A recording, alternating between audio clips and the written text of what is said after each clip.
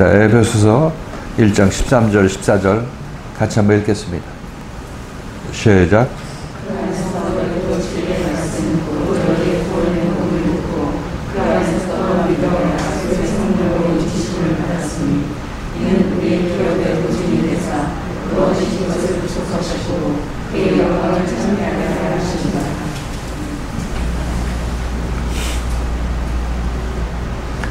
자, 지난주에 이 두 절 말씀 가지고 같이 시간을 가졌는데, 이 두 절 말씀 앞에서 얘기한 그 내용을 다른 방향으로 조명하는 것입니다. 앞에서 말한 그 내용이라는 것은 예수의 말씀에 의해서 에베소 교인들이 구속, 곧 죄사함을 받았다고 얘기했죠. 그죠? 7절이죠. 우리가 그리스도 안에서 그의 은혜의 풍성함을 따라 그의 피로 말미암아 구속 곧 죄사함을 받았으니 이는 하면서 구속하고 곧 죄사함, 이것을 다른 방면으로 계속 얘기해 나가고 있는 것입니다.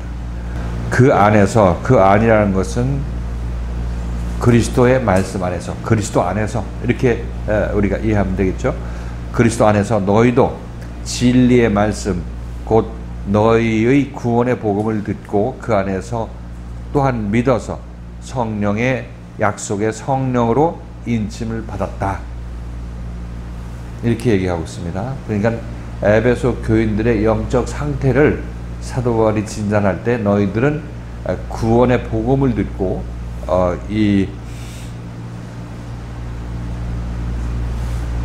그 안에서, 그리스도 안에서 너희가 믿었다. 그래서 너희들은 성령으로 인침을 받았다. 이렇게 에베소 교인들을 진단하고 있습니다. 그런데 에베소 교인들은 사도 바울의 말씀을 듣고 그로 말미암아 계속해서 사도 바울에 의해서 키움을 받았죠. 양육을 받았죠. 양육을 받고 있는 그 모습을 사도 바울은 이렇게 얘기하고 있는 것입니다. 너희가 진리의 말씀, 곧 너희를 구원하는 구원의 복음을 듣고 믿었다, 이렇게 얘기를 하고 있는 거죠. 우리도 진리의 말씀을 받았나요? 여러분 진리의 말씀 받았나요? 네, 진리의 말씀을 받고 있죠. 여러분들이 교회에 나왔을 때, 이 교회에 나왔을 때부터 진리의 말씀을 들었기 때문에 이제 그 말씀에 인도함 받아서 여기에 출석하게 되는 거죠. 다른 교회에 출석하는 것이 아니라 여기에 계속 나오기를 결정했다는 얘기는 이 말씀이 여러분이 듣기에 진리다, 아니면 이 말씀이 나를 구원할 말씀이다, 이런 생각이 들어서 이 교회에 나오게 되는 것이라고 말씀드렸어요. 상황이 똑같죠. 그렇죠? 거기서 에베소 교인들은 사도 바울의 말씀을 듣고 따라 나서는 것이고, 여러분들은 여기서 선포되는 이 말씀을 듣고 따라 나서고자 교회에 출석하고 있는 것입니다. 물론 이런 상황은 다른 교회에서도 마찬가지죠. 밖에 있는 율법교회에서도 율법교회 그 목사님이 좋아서 여러분들은, 아니면 그 밖에 있는 사람들은 그 교회에 등록하고 그 교회를 출입하고 있는 것입니다. 그런데 문제는 외형은 똑같지만은, 그러나 과연 어떤 것이 사도 바울이 전한 그 말씀을 전하는 교회인지, 이것은 우리는 생각해 봐야 된다는 사실인 것입니다. 사도 바울이 에베소 교회에 선포한 그 내용의 말씀이 그대로 선포되고 있는 교회라면은, 그 에베소 교인들이 바울을 쫓아 나섰던 것과 마찬가지로 이 시대에 그 바울의 복음이 그대로 전파되고 있는 교회에 따라다니는 사람, 그 교회의 말씀을 듣기 위해서 출입하는 사람들은 에베소 교인들과 동일한 그런 이 상태에 있게 되는 거죠. 그래서 우리 모든 교회들은 자기 자신이 다니는 목사, 교회가 좋아서 거기에 등록하고 다니고 있는 것입니다. 문제는 이제 그 교회에서 선포하는 얘기, 전하는 복음의 말씀이 사도 바울이 말하는 그 복음의 말씀과 똑같아야 그 사람도 에베소 교인이 되는 거죠. 그죠? 사도 바울 말씀하고 틀린 말씀을 전하는 어떤 목회자가 있다면은 그 사람은 제대로 된 이 에베소 교인들을 만들고 있지 않죠. 왜냐하면 자기 자신이 사도 바울 같은 사람이 아니고 사도 바울 같은 생명을 가진 사람이 아니기 때문에 아무리 전파를 해도 율법적인 말씀을 전파할 수밖에 없다는 것입니다.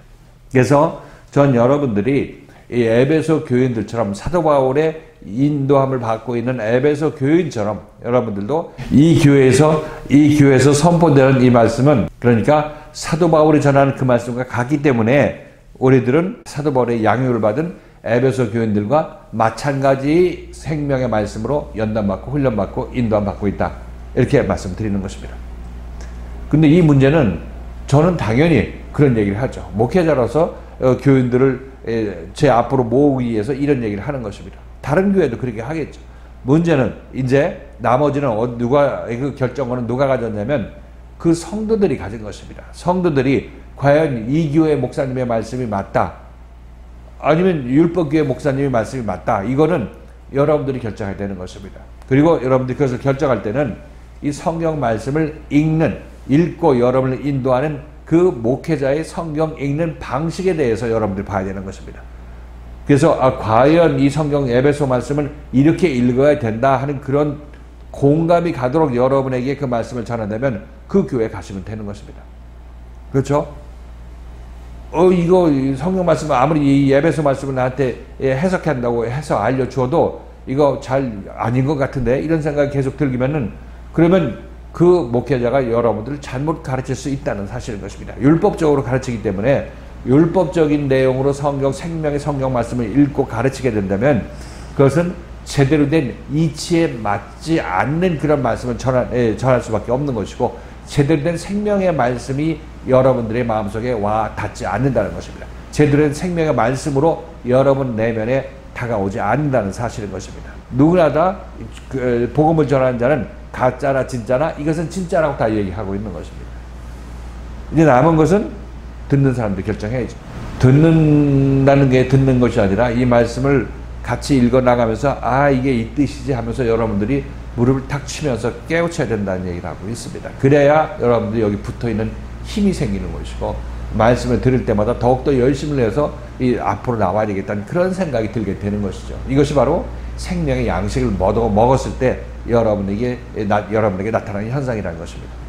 그 안에서 너희도 진리의 말씀은 너희의 구원의 복음이라, 이렇게 얘기를 하고 있죠. 그러니까 너희를 구원하는 복음, 그게 진리의 말씀을 얘기를 하고 있습니다. 지금 여러분이 듣고 있는 이 말씀이죠. 그리고 어떻게 신앙생활을 해야 되고 인생의 목표를 어디에 두고 성경 말씀을 이렇게 읽어야 되고 하면서 여러분들이 이해할 수 있도록 계속 말씀을 전하죠. 이것이 여러분들이 복음의 말씀을 듣고 있는 것이고 진리의 말씀을 듣고 있는 것입니다. 복음의 구원의 복음을 듣고 있는 것이고 진리의 말씀을 듣고 있는 것이에요. 그래서 점점 자던 영혼들이, 자던 생각들이, 어둠에 감추었던 여러분들의 마음속이 이 빛의 말씀에 의해서 점점 밝아짐으로 말미암아 더욱더 말씀 앞으로 다가가겠다는 열심을 내게 되면 여러분은 제대로 인도함 받고 있다는 증거가 되는 것입니다. 여러분들을 구원하는 복음이죠. 이 말씀, 지금 여기서 여러분에게 전파되고 있는 이 말씀이 여러분을 구원하는 기쁜 소식, 복음이라는 것입니다. 그냥 설교 시간에 설교 말씀 채우기 위해서 이 말씀을 여러분에게 전하는 것이 아니라 이 말씀을 잘 들으시고 자는 영혼들, 잠자는 영혼들 일으켜 세우라고 이 말씀을 전하는 것이고, 이 깨어난 영혼들은 말씀을 더욱더 열심히 따라 나서서 자기 영혼이 온전히 말씀에 의해서 깨끗하게 되는 그런 때가 여러분에게 오게 될 텐데, 이때 여러분들은 구원받게 되는 것입니다. 그러니까 이것이 구원의 복음이죠. 밖에서는 아무리 이 말씀을 들어도 율법적으로 여러분들이 어떻게 행동하는 것만 여러분들이 교훈을 받을 뿐이고, 아무리 행동을 바꾼다 할지라도 자기 내면을 바꾸지 못하고 안을 깨끗하게 하지 못하고 말씀에 의해서 내가 고쳐야 될 부분을 지적받지 못하고 신앙생활을 하게 된다면 그것은 행동을 아무리 깨끗한 행동을 해도 그것은 속에서 내 안에 악이 가득한데 어디서 여기서 깨끗한 열매, 깨끗한 행동이 나오겠습니까? 나오지 않는 거죠. 그래서 참다운 복음은, 나를 구원하는 복음은 나의 내면을 밝히 조명해서 잠자고 있는 나를 일깨워내는 것입니다. 깨워내고 또 어디로 가야 될지 알려주고, 안 가면 같이 가자고 끌고 여러분들 가는 그 말씀이 구원의 복음인 것입니다. 그래야 우리가 구원받는 길로 가고 종국적으로 구원의 종착역에 도달하게 되는 것입니다. 이 구원의 복음을 진리의 말씀이라고 하죠. 우리 인생들이 진리가 무엇이냐 이것을 찾기 위해서 굉장히 고민을 하고 씨름도 많이 하지만은 대책이 없죠. 그들을 하나님을 떠나서는 진리를 찾을 수가 없으니까, 하나님 밖에서는 진리를 찾을 수 없으니까 아무리 거기서 노력해도 진리라는 것을 발견할 수가 없어요. 진리는 곧 하나님이고 예수 그리스도신데, 이 그리스도와 예수 하나님을 떠나서 어디서 진리를 찾으려고 노력을 합니까? 노력을 해봤자 꽝 나는 거죠. 여기서는 사도 바울은 분명히 예수 믿는 것은 내가 진리의 말씀을 듣는 거고, 진리의 말씀은 인생의 근본적인 문제를 해결해주는 그런 이 역할을 한다. 이 진리의 말씀은 그런 역할을 나에게 한다는 것을 분명히 아셔야 됩니다. 여러분들이 나는 이 세상에 왜 왔으며 무엇을 하다가 어디로 가는 존재인지 모르신다면 여기서 이 말씀 잘 들으시면 그 인생의 진리에 관한 것을 여러분이 깨닫게 될 것이고, 그렇게 되면 여러분 인생도 여러분 삶도 어떤 방향에서 살아야 될 것인지 그것도 같이 결정된다고 말씀드렸어요. 그래서 교회 다닐 때나 아니면 교회 밖에서 집에서 일할 때나 어떤 상황에서도 여러분은 깨어있는 마음으로 살고 신앙생활을 해야 되는 것입니다. 깨어있는 마음이라는 것은 나는 이 교회 생활을 통해서 무엇을 이루기 위해서 교회 생활을 하는지, 세상에서는 여러분 돈 벌기 위해서 세상 생활을 하겠죠. 뭐 가정일을 하는 것도 세상 일로 여러분 가정일을 하고 있는 것입니다. 그렇다면 세상 일과는 다른 내가 교회에 나오는데, 교회에 나와서 난 무엇을 얻고 어떤 삶을 살기 위해서 내가 교회에 나오는지 이것에 관해서 잘 생각해 보셔야 된다고 말씀드리는 것입니다. 자, 그래서 교회에 나오시면 구원의 복음이 있는 교회에서는 죽은 자가 일어나는 역사가 일어나는데, 이 죽은 자라는 것은 세상에 푹 빠져 있고 어디로 갈지를 모르고 사는 사람들이 죽은 자라고 얘기를 하고 있어요. 그들이 일어난다는 얘기는 이 말씀을 듣고 나의 인생의 목표 지점이 제대로 형립되고 제대로 정립되는 그런 과정을 여러분들이 체험하게 될 텐데, 이렇게 되는 것이 여러분 인생의 향방을 결정하는데 아주 핵심적인 이 역할을 하게 된다는 사실인 것입니다. 교회 오셔서는 여러분들이 여러분 자신을 하나님과 한마음 되기 위해서, 예수 그리스도의 말씀을 듣고 여러분의 마음이 하나님과 한마음 되기 위해서 신앙생활을 하는 것이고, 그러기 위해서 내가 남은 인생을 살아야 된다는 사실을 분명히 아셔야 되는 것입니다. 그래서 나의 내면을 고치기 위해서 나는 교회에 나오는 것이고, 내가 이 교회에 나와서 내 내면을 깨끗하게 해서 그리스도의 영이 임해서 하나님과 한마음 되고 그리스도와 한마음 되게 된 그런 사람이 됐을 때는 나는 이제 남들도 나와 같은 사람으로 만들기 위해서 남은 인생을 살아야 되는 것입니다. 이것이 여러분들이 인생을 제대로 목표 지점을 정하고 달려가는 그런 모습이라고 말씀드리는 것입니다. 만일 이게 없으면 여러분 세상에서 돈 많이 벌기 위해서 하루하루를 살죠. 그렇지만 돈 많이 벌어도 여러분들은 이 내 내면을 고치고 내면을 고침받은 내가 그 깨끗한 마음으로 남을 살려내는 이런 인생을 살지 못하면 여러분은 무엇을 해도 허전할 수밖에 없어요. 그것에 목표를 두고 여러분 세상 일도 하게 되면 언제든지 내가 이쪽 방향으로 내면을 고치고 남들은 내면을 고치는 일로 내가 쓰임받는 것, 이 일을 여러분들이 망각하게 되면은 이 세상의 모든 일, 여러분들이 하는 모든 일은 무의미하다는 것입니다. 세상 일도 할 때 돈 벌고 가정 일을 하거나 아니면 세상에 어떤 세상 일로 바쁘게 움직이더라도 적어도 나는 왜 이렇게 이 세상에서 바쁜 일을 사는지, 바쁜 행동을 하면서 사는지, 이것을 여러분이 생각해 보시라고 말씀드리는 것입니다. 나는 이 세상에 태어났는데 이 세상에 와서 이 하나님이 살 만큼 살고 나를 불러 가실 텐데 그 이전까지 내가 무슨 일을 할 것인가, 이것을 잘 생각해 보셔야 되는 것입니다. 여러분이 이 교회에 나오셨으면 바로 하나님께서 여러분 내면을 깨끗게 하고 하나님과 한마음 되게 만들고, 그런 말미암아 여러분들도 남을 살려내는 그런 사람으로 세우기 위해서 여러분들을 이 교회로 불러주셨고 여기서 신앙생활을 하게 하신 것입니다. 이것을 잘 간직하고 계세요. 그래서 돈 많이 번 사람 있죠. 교회 안 다니면서 돈 많이 번 사람 있죠. 페이스북 설립자, 구글이나 이런 사람들 다 있죠. 그 사람들 이 교회 제대로 다니지 아니하고 돈 많이 벌으면 뭐 하겠습니까? 지들이 안에서 나오는 여러 가지 하고 싶은 일을 할 것입니다. 돈 많기 때문에. 그렇죠? 그런데 그것이 자기 자신을 고치는 그 생각이 자기 마음속에서 나올 리도 없는 거고, 또 남을 내가 깨끗이 했으니까 남을 또 깨끗하게 고치기 위해서 내 그 남은 인생 살겠다는 그런 생각이 나올 수가 없는 거죠, 이 안에서. 그러면 그런 생각이 없는 그런 사람이 자기 그냥 생각대로 하게 되면 이 안에는 하나님을 떠난 그 죄악된 생각이 가득 차 있는 그런 사람들이기 때문에 돈 많으면 죄악된 일을 활기차게 하는 것입니다. 돈 다 투자해가지고 죄악된 일을 하게 되는 것이에요. 지금 보세요. 돈 많은 사람들이, 지금 돈 많은 재벌들이나 아니면 그 유명한 그 미국의 큰 기업체들이, 사장들이 하는 일을 보세요. 무슨 일을 하고 있는지.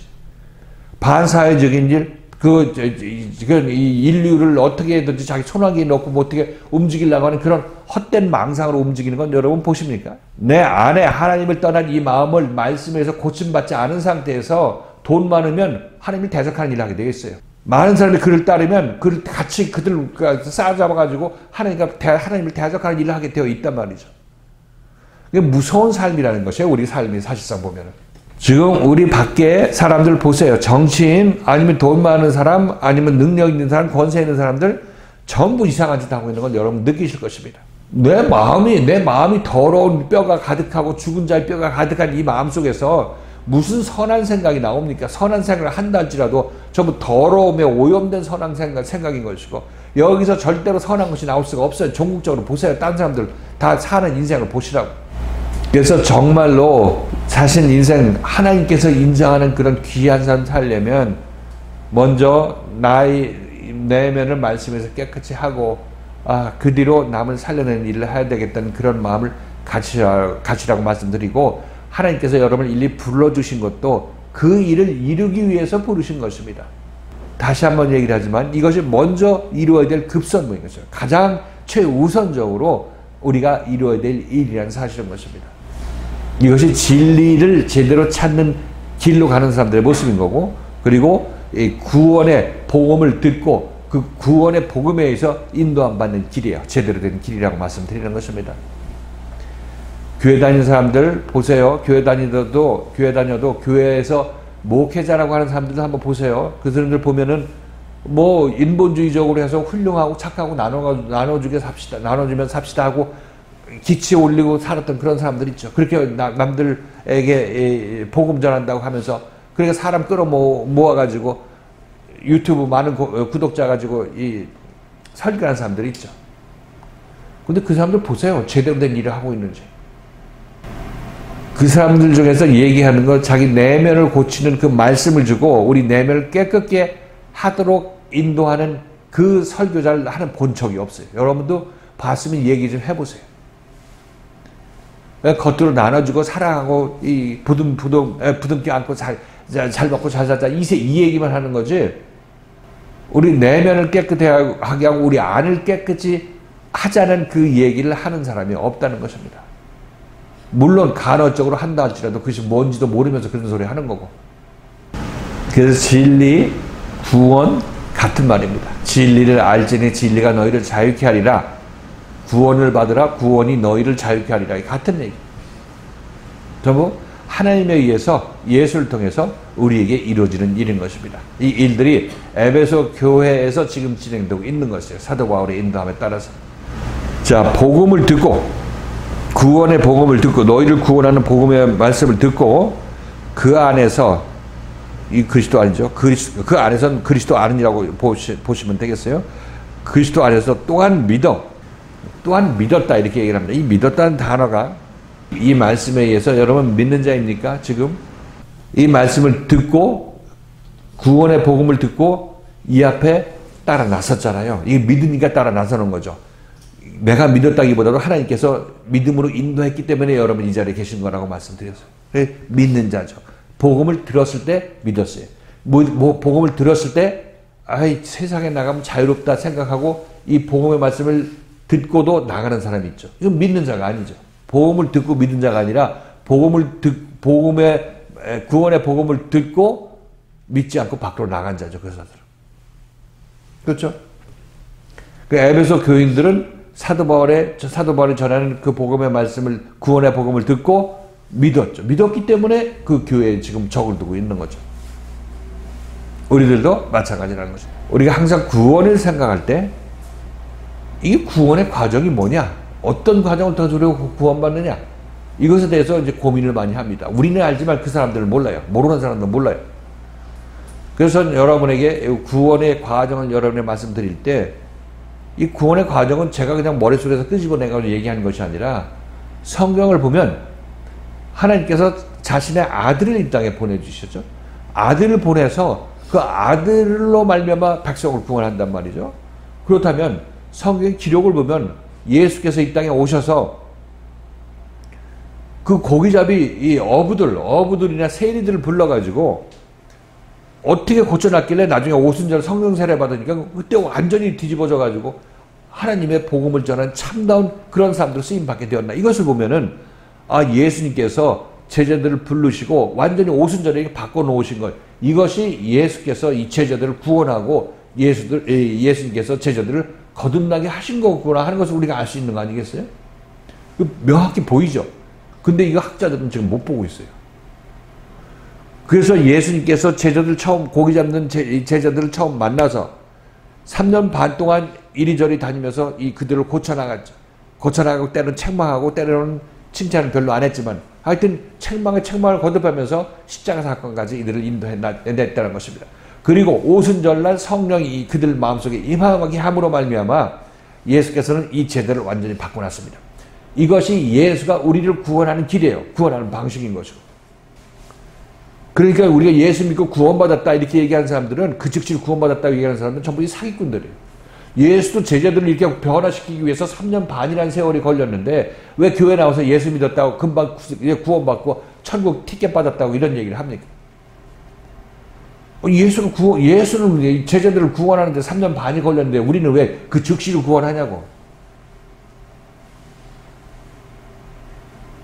그렇죠? 그러니까 예수님께서 제자들을 구원하는 방식을 보면 우리도 제대로 구원받으려면 그 길을 따라가야지. 그 과정을 따라가야지. 이것이 여러분 기억해야 될 내용이라는 사실인 것입니다. 그래서 우리가 구원받으려면 그 과정을 항상 머릿속에 가지고 있어야 돼. 그래서 우리는 처음에 예수를 만나야 된다. 근데 이 예수를 만나는 것은 에베소 교인들은 구원받았어요? 안 받았어요?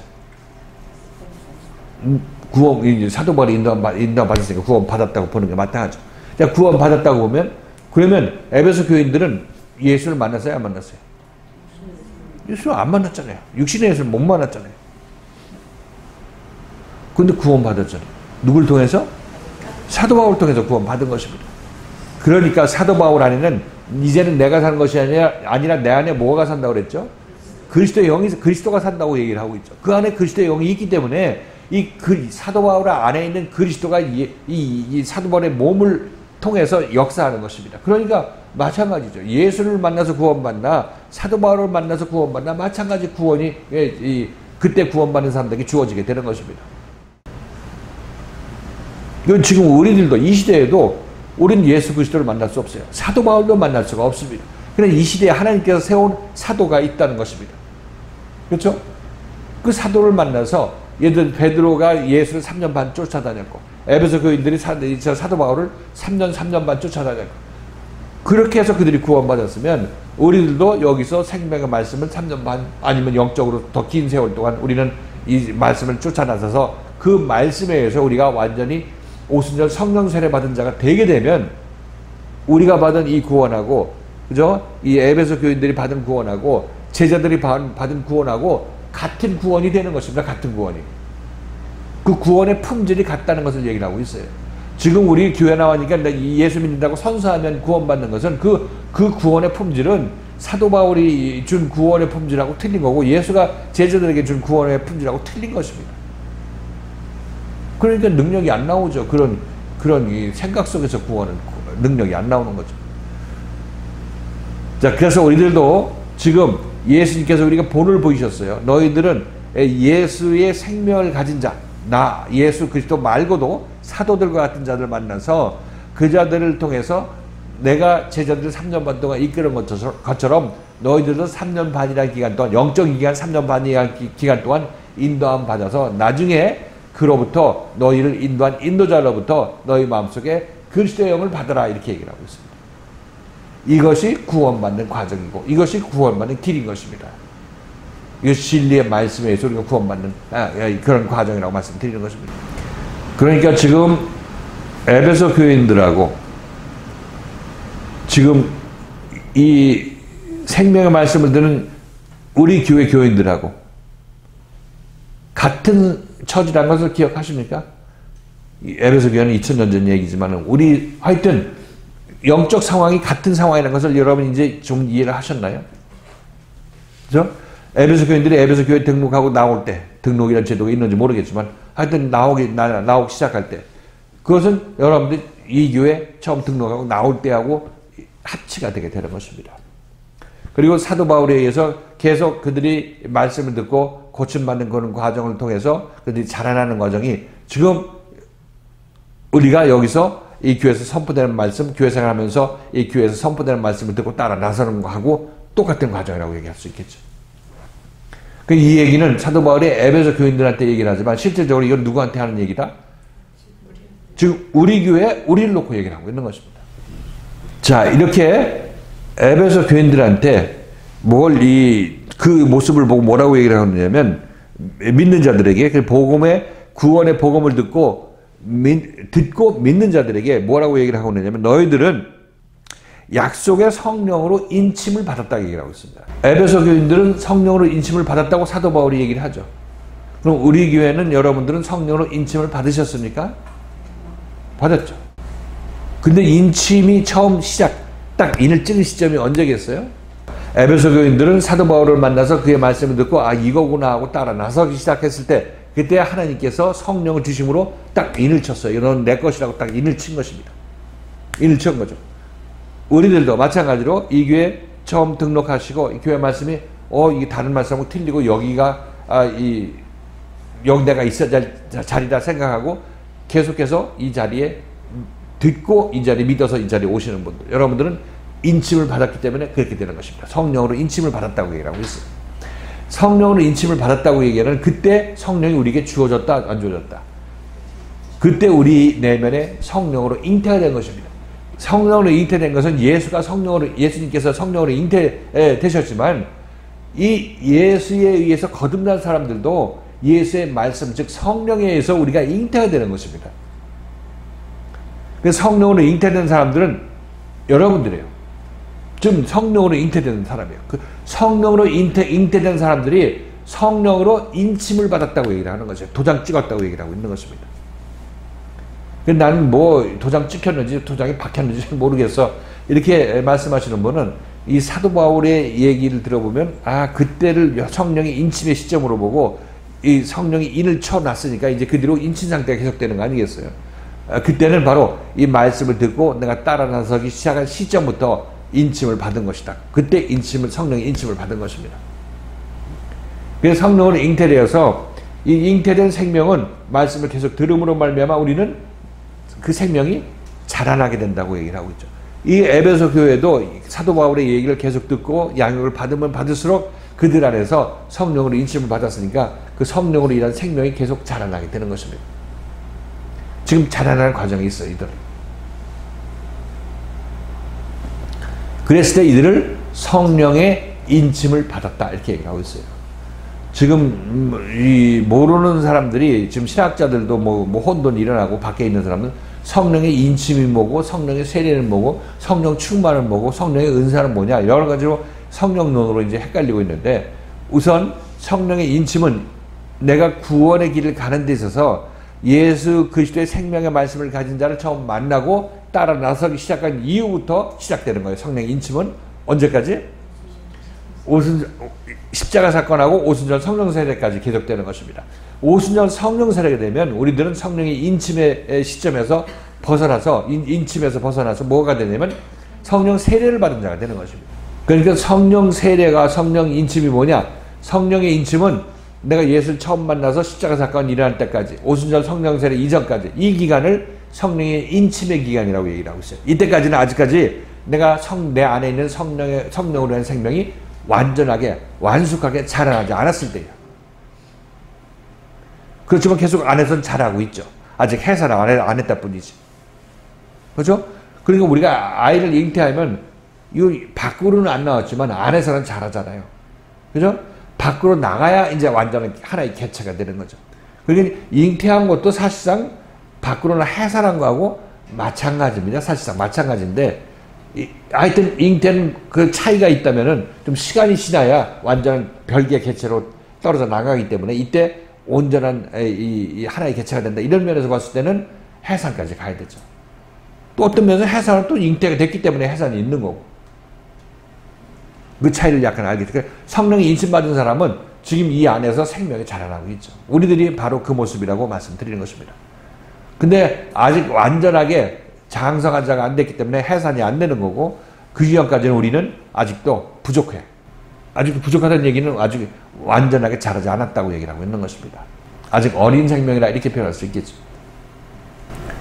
그래서 약속의 성령으로 인침을 받았다. 자, 그러니까 이 성령은 우리에게 성령으로 인침을 받았는데, 이 성령이 인침을 받은 것은 이 성령이 아직까지 내가 완전히 내 안에 임하지 않았기 때문에, 이 약속한 때는 언제 이 약속한 성령이 옵니까? 오순절 성령세 때 오는 거죠. 그때 약속한 성령이 오는 것입니다. 그러니까 여기서 인침을 받았을 때는 성령이 있긴 있는데 아직 온전하지 않기 때문에, 장성하지 않았기 때문에, 그 장성한 성령이 올 때를 놓고 미래 약속하신 성령이라고 얘기를 하고 있습니다. 약속하신 성령. 지금 너희들이 예를 들어서 우리가 잉태를 하죠. 잉태를 한 것은 무엇에 대한 보증이에요? 앞으로 다가올 해산에 대한 보증이죠. 이렇게 확실한 보증이 없습니다. 잉태했으면 이거 내가 너희들한테 잉태된 거는 너한테 보증 준 거야. 이 생명이 분명히 해산될 거라는 보증으로 내가 잉태를 준 거야. 이렇게 말씀하시는 거예요. 그렇죠. 여러분 잉태했으면 해산하리라는 걸 여러분 아시잖아요. 그렇지만 해산은 아직 미래이기 때문에 약속의 해산의 날에 너희를 새 생명 주기 위해서 잉태시킨 거다. 이렇게 말씀하시는 거죠. 잉태는 해산에 대한 보증. 그 약속이라는 단어인데 그 다음 절에서 그렇게 이 보증이라는 단어가 나오기 때문에 그때 다시 한번 정리해서 얘기를 하겠지만, 아무튼 여기서는 약속의 성령으로 인침을 받았다는 얘기는 바로 성령의 인침이라는 것은 내가 예수를 만나서 예수에서 고침받을 그 3년 반의 기간 동안, 즉 온전한 열매가 맺히는 기간을 성령의 인침을 받았다고 얘기를 하고 있습니다. 그리고 온전히 그 성령의 인침이 기간이 다 끝나서 내 안에서 생명이 완전히 자라나서 해산하게 되었을 때 우리는 성령으로 세례를 받았다고 얘기를 하고 있습니다. 성령의 은사라는 얘기하는 것은 이런 과정과 상관없이 그냥 기도하면서 기도하다가 어떤 은사 받고 하는 것이 성령의 은사라고 얘기할 수 있겠죠. 성령 충만은 또 기도 안에서 성령 충만은 기도 열심히 땀 뻘뻘 흘리고 금식 기도했더니 성령이 충만해졌다 하고 가득 찬 것 같은 느낌이다 했을 때, 그런 것도 율법 안에서 그런 식으로 얘기할 수도 있겠죠. 근데 분명히 확실한 것은 성령의 인침하고 성령 세례는 나의 존재의 변화의 과정에 있어서 그 두 단계라고 말씀드리는 것이에요. 우리들은 약속의 성령으로 인침을 받았다. 도장을 찍었다. 우리에게 성령의 인침을 주신 것은 우리의 기업의 보증이 돼서, 우리의 기업, 우리가 기업이 되는 것을 얘기를 하고 있어요. 우리가 하나님의 기업이 되는 것. 우리가 하나님의 기업이 된다는 것은 무엇이라고 얘기한다고 그랬죠? 무엇이 된다는 것을 얘기를 하고 있죠? 하나님의 아들이 되는 거죠. 기업은 하나님의 아들이 되는 것입니다. 내가 하나님의 아들이 되면 나는 하나님의 기업이에요. 하나님 자식으로서 하나님께서 우리를 기업 삼으신 거죠. 기업은 하나님의 아들이라고 우리가 지지난 시간에 같이 살펴봤습니다. 이는 우리에게 성령의 인침을 주신 이유는 우리를 하나님께서 기업으로 만드신다는 것의 보증이라고 얘기를 하고 있죠. 보증이라고. 내가 성령의 인침을 너에게 준 것은 너희들 내가 하나님의 아들로, 나의 아들로 만들겠다는 보증이야. 보증. 너에게 잉태하고 그 생명이 쿵쾅거리고 네 안에서 지금 자라고 있지. 이것은 보증이야. 어떤 보증이냐면 이 아이가 태어나게 돼서 너를 하나님의 아들로 만들어 주겠다는 보증이야. 이렇게 얘기하고 있는 것입니다. 그러니까 예수님께서 제자들을 3년 반 동안 데리고 다닐 때가, 그때가 성령으로 제자들이 인침을 받았을 때 아니에요. 그렇게 하는 것은 무엇에 대한 보증이냐면 오순절 성령 세례 받을 것의 보증이 되는 거고, 이거는 이렇게 자라나면 당연히 연결되는 관계라고 말씀드리는 것입니다. 잉태하고 해산은 당연히 생명 안에서 연결되어 있죠. 예수님께서 제자들 3년 반 동안 이렇게 데리고 다니는 것은 그들을 빛의 조명으로 책망하고 연단해서 하나님의 아들로 만들겠다는 그 일을 하는 것이니까 당연히 이거는 이 전에 이 아들로서 해산되기 이전에, 잉태된 생명이 해산되기 이전에, 그 이전에 이 성령의 인치의 기간에는, 이 기간 동안 예수께서 그들에게 하는 모든 일들은 그들에게 어떤 보증이 되냐면 해산시켜 주겠다는 보증이 되는 것입니다. 그럼 해산하기 위해서 지금 데리고 다니는 것입니다. 사실상 성령의 인침을 주신 것은 우리가 예수의 생명을 해산시키게 하겠다는 보증이라고 얘기를 하고 있어요. 그러니까 뭐 보증이라고 이렇게 표현을 하고 있지만 선금 내는 거와 마찬가지라고 말씀드렸어요. 보증금을 냈으면 우리는 이 세상 계약에서 당연히 이제 할 거 하고 나중에 잔금도 다 들어온 걸 이미 보증금 줬으면 내가 이 일을 하겠다, 구원은 일을 하겠다는 그런 하나님께 보증을 이렇게 보여주신 거 아니겠어요? 근데 이게 세상 보증이라기보다도 생명 안에서 계속 자라면 이제 아이가 해산된다, 이 얘기를 하고 있는 것입니다. 잉태한 생명이 계속 자라면 아이는 해산된다, 이 얘기를 하고 있다는 것이니까. 그래서 우리의 기업의 보증이 되는 것이다. 이것은 또한 무엇이냐?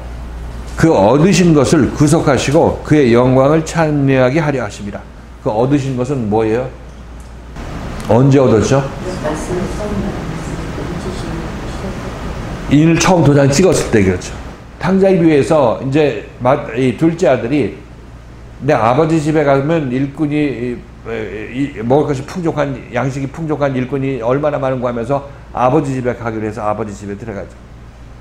그랬을 때 아버지는 이 아들을 놓고, 내가 이 아들은 잃었다가 얻었다, 잃었다가 다시 찾았다, 이렇게 얘기했습니다. 찾았는데 그 둘째 아들이 처음에 올 때 그 찾은 것은 그 집에 올 때 이미 찾은 것이고, 그때 인을 딱 박은 것이다, 이렇게 생각할 수 있겠어요.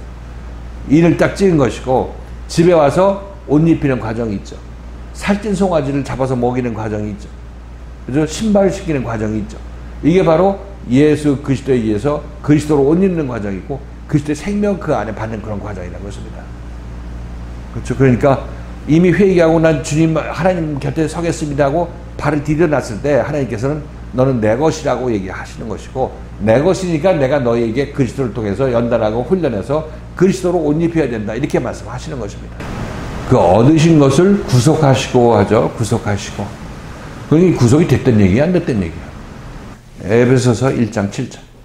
자, 같이 읽겠습니다. 시작. 우리가 그리스도 안에서 그의 은혜는 풍성함을 따라 그의 피로 말미암아 구속으로 죄사함을 받았으니. 받았다고 돼 있네. 구속고 죄사함을 받았다고 얘기를 하고 있죠. 근데 여기서는 또 이제 얻으신 것을 구속하기 위해서 이렇게 얘기를 하죠. 그 얻으신 것을 구속하시고 그 영광을 찬미하게 하려 하심이라. 이런 얘기는 아직 구속이 완성이 안 됐다는 얘기라고 있는 거 아니겠어요? 그러니까 이 시제를, 진리에서 말하는 시제를 우리는 구속받았고 구속받고 있고 구속되었다, 아니 구속받을 것이다, 이렇게 생명이 자라날 때 그 얘기를 여러분께 한번 얘기를 했던 기억이 있어요. 대추나무를 심었을 때 대추나무가 어제까지는 자랐고, 지금 오늘 땅장 나가서 봤을 때 오늘 지금 자라고 있고, 또 그 동시에 또 내일 이 자라는 이 순간이 지나면 또 미래가 되는 거 아니겠어요? 자라고 있다, 이렇게 자라날 것이다, 이렇게 우리가 표현할 수 있다고 말씀드렸는데, 여기서는 지금 우리도 마찬가지입니다. 우리 제삼 받고 구속함을 받았죠. 처음 왔을 때 말씀을 듣고 이미 변화를 받아서 이 자리에 출석하고 있으니까, 믿었으니까. 그러나 아직까지 그 생명은, 그 믿음은, 이 자라남은, 그 구속은 좀 더 완성으로 가야 되는 거죠. 그죠? 그때는 잉태한 구속이라면, 구속이 잉태되었다면 이제 해산의 구속으로 가야 된다고 얘기를 하고 있는 것입니다. 그러니까 사도 바울이 어느 측면에서 구속을 받았다고 얘기를 하고 있고, 또 미래적으로 얘기를 하고 있고, 어느 것은 지금 현재에서 얘기를 하고 있는지 그걸 이해하신다면 이 시제에 대해서 그렇게 큰 관심을 가질 필요는 없어요. 관심을 가질 필요가 없다는 것이 아니라 다 맞는 얘기죠. 다 맞는 얘기인 것입니다. 우리는 구속받았지만 더 자라나야 되기 때문에 구속받을 것이라고 얘기하고 있는 것이라고 말씀드리는 거죠. 지금 구속받고 있는 과정이고. 지금까지 자라는 과정은 전부 구속받은 그런 내 안에 내면에 있는 거고, 앞으로 더 장성하게 될 그런 부분이 있으면 또 구속이 완성되고 두렵고 떨림으로 나의 구원을 이뤄낼 부분이 바로 그것이라고 얘기를 하고 있는 거죠. 자, 이렇게 되면 그의 영광을 찬미하게 된다. 하나님의 영광을 찬미하는 자가 된다. 이렇게. 우리는 지금 하나님 앞에 불평불만을 해야 해요. 하죠. 돈 있는 거 다 뺏어가면 불평불만하고, 건강 뺏어가면 불평불만하고, 자기가 원하는 대로 안 해주면 불평불만 하잖아요. 그러니까 하나님 마음하고 내 마음하고 틀린 거죠. 그러니까 하나님을 찬미할 수가 없어요. 찬미할 때는 나한테 돈 줄 때 찬미하고, 돈 뺏어가면 성질내고 이렇게 하게 되니까 이건 뭐 찬미하는 게 아니죠. 그렇지만 이제 우리가 이렇게 구속을 받게 되고, 이 예수의 말씀으로 말미암은 그 생명을 우리도 해산하게 되면 하나님과 같은 인생의 목적을 가지게 되는 것입니다. 이렇게 되면 우리는 하나님을 찬미할 수가 있어요. 하나님께서 내가 살았으면 하는 인생이 무엇이냐? 넌 네 인생 너의 마음을 말씀으로 다 고치고, 그리고 그 생명으로, 네가 받은 그 생명으로, 깨끗한 생명으로 남들도 살려내는 일로 남은 인생을 살아야 되는 것이 내가 바라는 인생이라, 이렇게 주님께서 말씀하시는 것입니다. 하나님께서 말씀하시니까 내가 그렇게 살면은 그렇게 살 수밖에 없게 돼요. 이제 몰랐을 때는 세상 것 붙잡고 살라고 하지만은, 그러나 이제 여러분들이 연단받고 훈련받아서 이제 그런 깨끗한 마음을 가지게 되면, 내가 지금 이 깨끗한 마음으로 눈을 다시 떠서 보니까 이 세상 것 붙잡고 나의 인생 허비할 시간이 없다, 이런 것을 여러분이 깨닫게 될 것이고, 여러분 스스로 남들도 살려내는 그 일로 이 남은 인생을 살게 되는 것입니다. 이렇게 되면 이 사람이 인생의 어떤 목적지가, 하나님께서 내 아들이 살고자 하는 그 삶을, 이 아들도 나도 그 삶이 좋습니다 하면서 사는 것이기 때문에 하나님과 한마음 되는 거죠. 사도 바울이 그런 삶을 살았던 것이고, 예수님은 당연히 그런 삶을 사셨죠. 그러니까 우리들도 자기 자신의 인생의 목표 지점을 이제 바꿔 나가야 되는 것입니다. 예수 믿고 내가 돈 잘 벌게 해주시면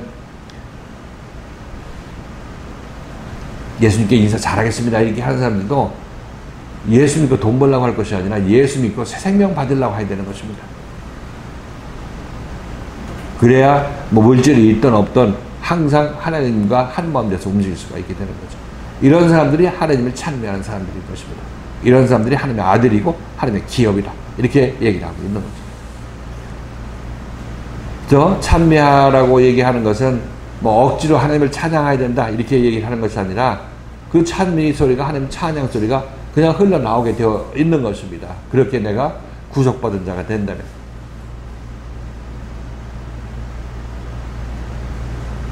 근데 아까 같이 말씀 나눈 그분은 이 구속이라는 단어가 요새 깜방에 갖다 놓는 걸 구속이라고 그러는데, 구속.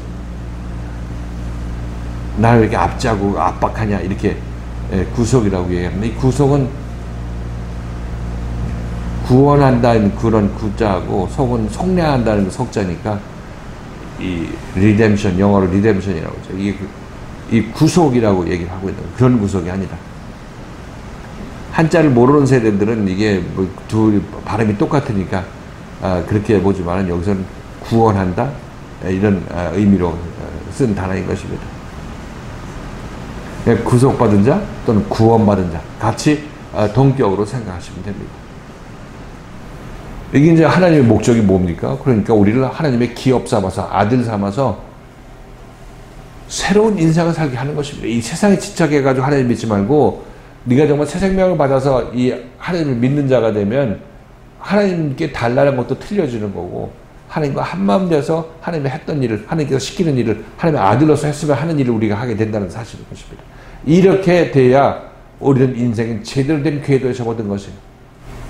미국에서 화장품이나 그 오베이 오일 같은 거 수입해가지고, 정말 내가 원하는 브랜드 집어넣어가지고 이렇게 미국에 있는 그 큰 공장들을 하청업체로 부리면서 할 수 있는 그런 사업의 기회가 왔기 때문에 드디어 내 인생 재궤도를 찾았다. 이런 일을 하고 싶었는데 하면서 난 그것이 난 인생의 재궤도를 찾은 것이라고 생각했어요. 지금 와서 보니까 하나님 믿고 하나님에 의해서 내 내면을 고치고 남들도 살려내는 그 길을, 그것이 여러분들이 봐야 될 제대로 된 여러분 인생의 궤도라는 것입니다. 이걸 찾아야 돼. 이 길을 찾아야 되는 것입니다. 그래서 이 길로 가게 되면 하나님께서 여러분이 실질적으로 여러분 몸담고 있는 어떤 직장도 있을 것이고 가정도 있을 거 아니겠습니까? 그것도 이 바탕에서 생각하라고 말씀드리는 것이에요. 그래야 본궤에 대해서 이탈하지 아니하고 세상을 살 수 있고, 그래야 하나님께서 기뻐해 주셔서 여러분들 또 도와주고 또 이렇게 세우시고 또 하나님께서 여러분에게 또 큰 일을 맡기시는 것이죠. 이게 에베소 교인들한테 사도 바울이 했던 얘기를 지금 이 시대의 말로서 여러분에게 바꾸어서 말씀드리는 것입니다. 그러니까 사도 바울이 에베소 교인들한테 무슨 얘기했을까? 바로 이런 유사한 얘기를 했다. 이렇게 여러분에게 말씀드립니다.